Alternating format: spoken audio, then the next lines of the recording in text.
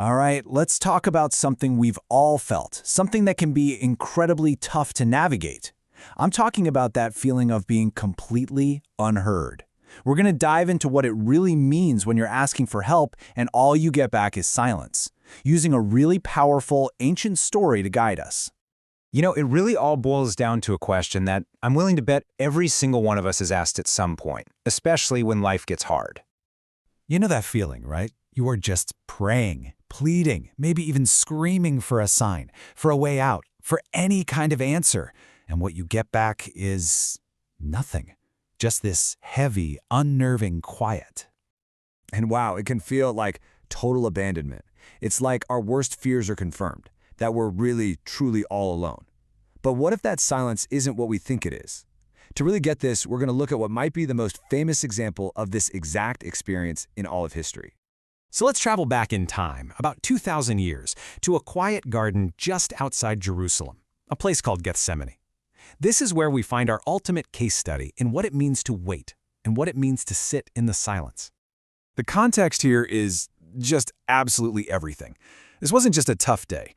This was the night before his execution. Can you imagine the weight of that?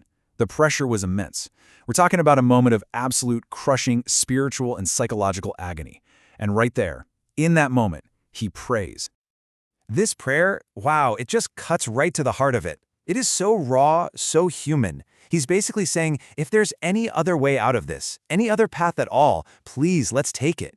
It's a moment of just incredible vulnerability, desperately looking for an alternative. And in response, heaven is silent.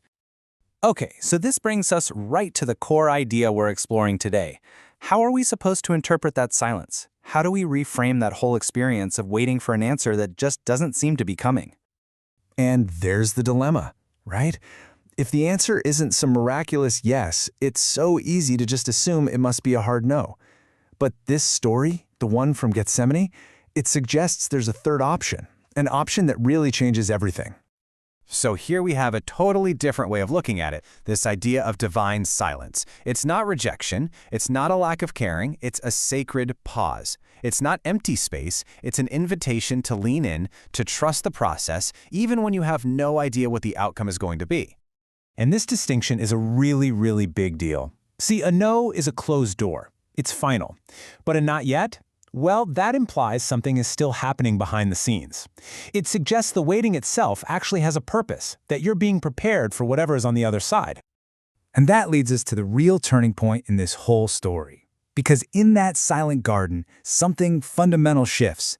The prayer itself changes. It goes from a plea to avoid the future to an act of accepting it. Okay, so we have to be super clear about something here.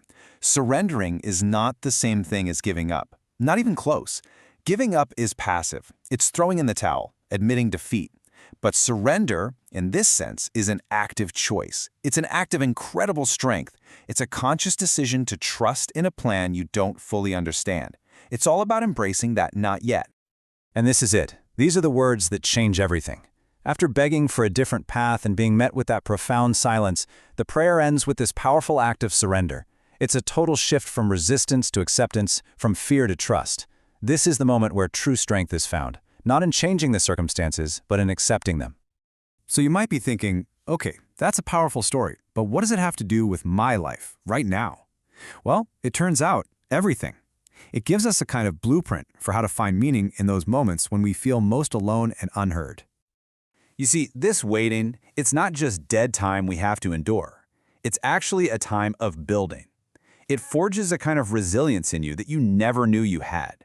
It forces you to deepen your faith and trust when you can't see the road ahead.